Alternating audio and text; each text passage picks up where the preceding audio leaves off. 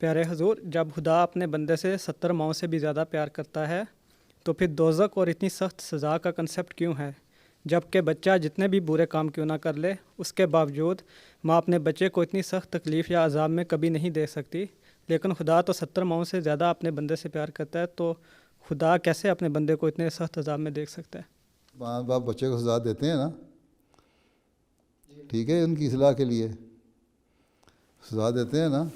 تو بات یہ ہے کہ اس میں یہ بتایا گیا ہے کہ باوجود اس کے کہ اللہ تعالیٰ اتنا رحم دل ہے، رحیم و کریم ہے کہ وہ ماؤں سے بھی زیادہ رحم کرنے والا ہے، جتنا ماں بچوں پہ رحم کرتی ہے.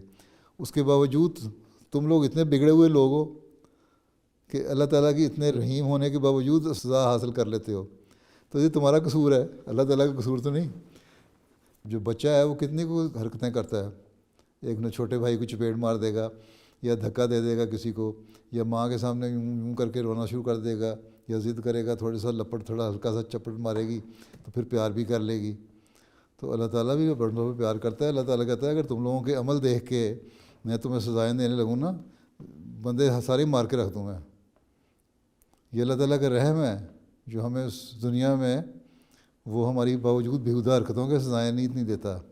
ہاں، اس نے ایک قانون بنایا ہوا ہے. اس نے کہا ہے یہ اچھائیاں ہیں، یہ برائیاں ہیں. تم اچھے کام کرو گے تو تمہیں میں ریوارڈ دوں گا، برے کام کرو گے تو میں سزا دوں گا. اللہ تعالیٰ اگر رحیم ہے اور اس کی رحمانیت ہر چیز پہ حاوی ہے تو وہ سزا دینے والا بھی تو ہے، منتقم بھی ہے اور مالک بھی ہے. تو اگر ہر ایک کو یہ پتہ لگ جائے کہ اللہ تعالیٰ نے تو کچھ کہنا نہیں، جو مرضی کرتے رہو، تو تم لوگ سارے بگڑی ہو، نمازیں نہ پڑھو، سارے پھر ایک ہو جائے گے. برے اور اچھے میں تمیز کیا رہ جائے گی؟ یہ سزا جو ہے وہ اس لیے ہے. دوسرے یہ کہ اللہ تعالیٰ باوجود یہ کہنے کے کہ جنت کا دوزخ کا کانسیپٹ ہے، پھر بھی اللہ تعالیٰ معاف کر دیتا ہے. اللہ تعالیٰ نے اس بندے کو بھی معاف کر دیا جس نے 100 قتل کیے تھے، صرف اس لیے کہ اس کو اچھی امید تھی اللہ تعالیٰ سے کہ اللہ تعالیٰ مجھے بخش دے گا، اور وہ چاہتا تھا کہ میری اصلاح ہو جائے، اپنی اصلاح چاہتا تھا. اور جب وہ جا رہا تھا اصلاح کی طرف تو رستے میں فوت ہو گیا. وہاں فرشتے آ گئے. دوزخ کا فرشتہ کہتا ہے میں دوزخ میں لے کے جاؤں گا، جنت والا کہتا ہے میں جنت میں لے کے جاؤں گا، کیونکہ یہ نیکی کی طرف جا رہا تھا. پھر اللہ تعالیٰ نے ایسا انتظام کیا کہ انہوں نے کہا اچھا چلو فاصلہ ناپتے ہیں، اگر تو یہ اس طرف زیادہ چلا گیا جس اور نیکی کو حاصل کرنا چاہتا تھا تو اللہ تعالیٰ اس کو بخش دے گا. اگر اس کا فاصلہ اس کے زیادہ قریب ہوا جہاں سے یہ برائیاں کر کے نکلا تھا تو پھر دوزخ میں جائے گا. لیکن اللہ تعالیٰ نے ایسا انتظام کیا کہ اس کے لیے فاصلہ کم کر دیا جو جنت والا تھا، اور جنت میں چلا گیا. تو اللہ تعالیٰ تو اتنا رحمان و رحیم ہے کہ اتنے گناہوں کے باوجود بخش دیتا ہے. ٹھیک ہے. باقی جہاں تک ماؤں کا سوال ہے، مائیں اگر زیادہ لاڈ کرتی ہیں جو بچوں کو اپنے، تو ان کا نتیجہ پھر وہ نکلتا ہے جو ایک حکایت ہے کہ ایک شخص تھا، بچپن سے اس کو مار دھاڑ کی اور چھوٹی چھوٹی چوریوں کی عادت تھی، بڑا ہوا اور ڈاکو بن گیا، پھر قاتل بن گیا. آخر ایک وقت میں پکڑا گیا، اور جب پکڑا گیا تو وہ قاتل تھا، کئی قتل کیے ہوئے تھے، ڈاکے ڈالے ہوئے تھے. اس کو پھانسی دینے لگے. جب پھانسی دینے لگے تو اس سے کہا کہ تمہاری کوئی خواہش ہے؟ اس نے کہا کہ ہاں میری ایک خواہش ہے کہ میں مرنے سے پہلے اپنی ماں کو قریب سے دیکھنا چاہتا ہوں اور اس کو پیار کرنا چاہتا ہوں. اس نے کہا ٹھیک ہے، خواہش پوری ہو جاتی ہے. جیلر تھا، اس نے کہا ٹھیک ہے. ماں آئی تو اس نے اپنی ماں کو کہا اپنا منہ قریب کرو، میں تو مرنے لگا ہوں، میں تمہاری زبان کو چوسنا چاہتا ہوں، اپنی ماں کی زبان. جب ماں نے زبان باہر نکالی تو اس نے اتنا زور سے اس کو کاٹا کہ آدھی زبان کٹ گئی اور ماں چیخنے لگی. لوگوں نے اس کو بڑا برا بھلا کہا کہ تمہیں شرم نہیں آتی کہ آخری وقت مرنے لگے ہو تب بھی تم اپنی ماں کو دکھ دے کے جا رہے ہو اور زبان کاٹ دی تاکہ بول ہی نہ سکے اب کبھی.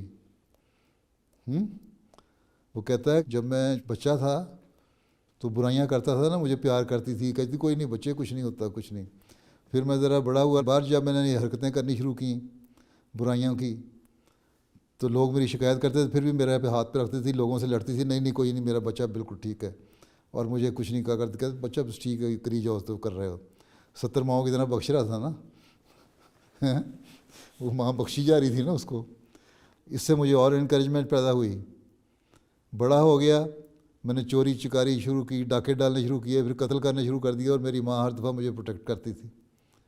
وہ کچھ نہیں بچے, بخشش کا یہ نتیجہ نکل رہا ہے نا.